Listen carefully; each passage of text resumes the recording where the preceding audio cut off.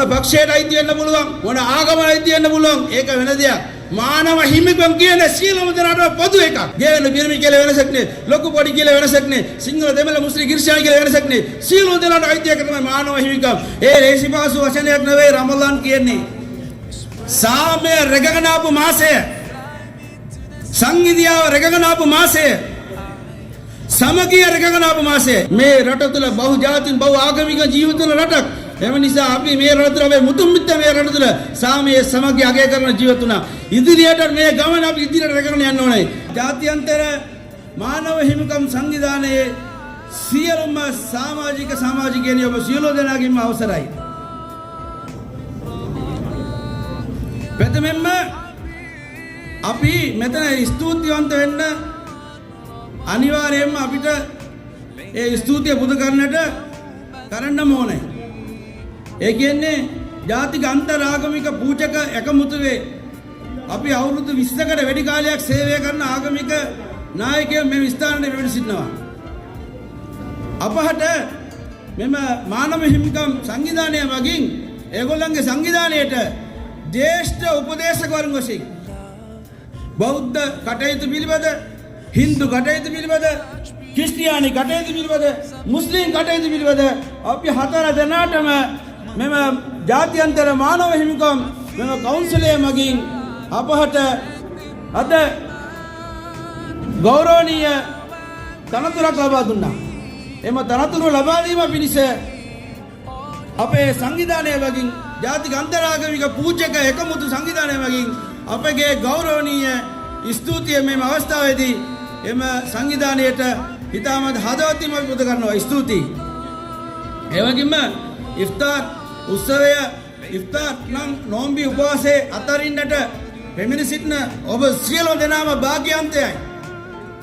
රමදාන් කියන්නේ රේසිපාසු වචනයක් නෙවෙයි. රමදාන් කියන්නේ සාමය රැකගෙන ආපු මාසය. සංගීතියව රැකගෙන ආපු මාසය. සමගිය රැකගෙන ආපු මාසය. ඒ මම කියන්නේ. අද බලන්න අපි රමදාන් මාසයේ 23 වෙනි 22 වෙනි උපවාසයේ රැඳී සිටින අපි 23 අද රාත්‍රියේ පටන් ගන්නවා. මේ රමදාන් මාසයේ 22 වෙනි දවසේ ඉවර වෙන අද දවසේදී අපි මතක් හිතලා බලමු. මේ රට තුළ මොකද සිද්ධ වෙන්නේ මේ ශ්‍රී ලංකා මාතෘභූමිය තුළ? ලංකාවේ විවිධ ස්ථානවල විවිධ ප්‍රදේශවල මුස්ලිම් දේවස්ථානවල අනිකුත් මෙවැනි මණ්ඩපවල මොනවද සිද්ධ වෙන්නේ?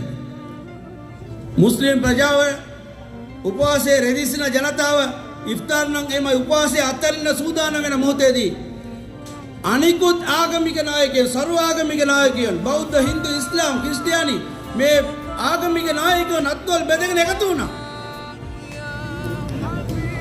එතන සමගිය රැකගෙන ආවේ කට්ටිය. ඒ වගේම තමයි මේ බස්නාහිර පළාතේ ආණ්ඩුකාර ගරු අනීෆ් යූසුෆ් මැතිතුමා සලාම් රමදාන් කියන එම ගෞරවනීය වැඩසටහන කරා. අපි දැක්ක කොළඹ විවිධ ප්‍රදේශ වලින් එම සලාම් රමදාන් පැවැත්වෙනවා.